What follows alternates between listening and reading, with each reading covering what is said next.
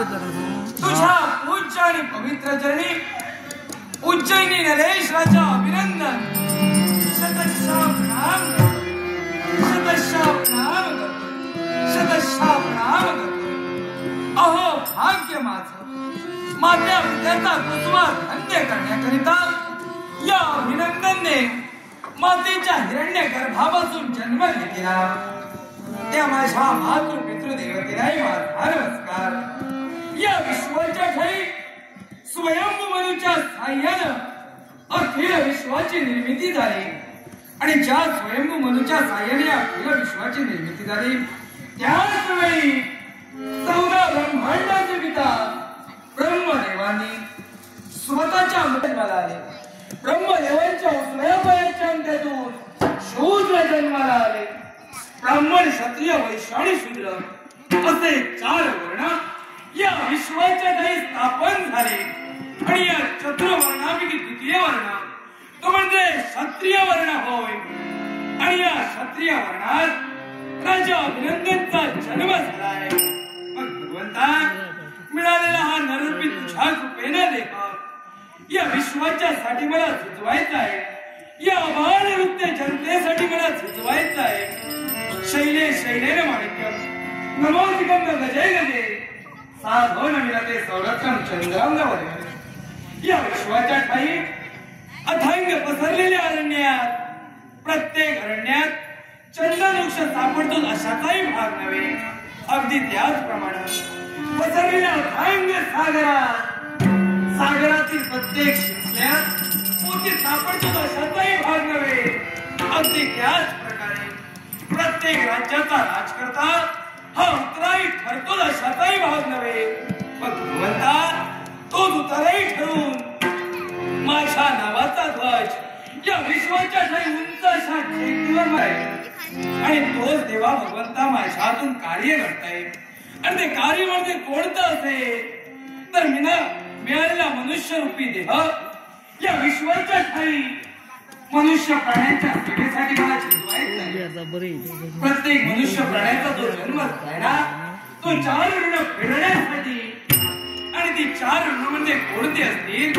देव ऋषिऋण पितृऋण समाज ऋण अशी चतुर्वर्ण या विश्वाच्या ठाई स्थापन झाली.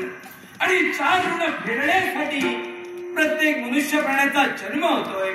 देव देवतांची भक्ती करून देव ऋणातून मुक्त होता येतं.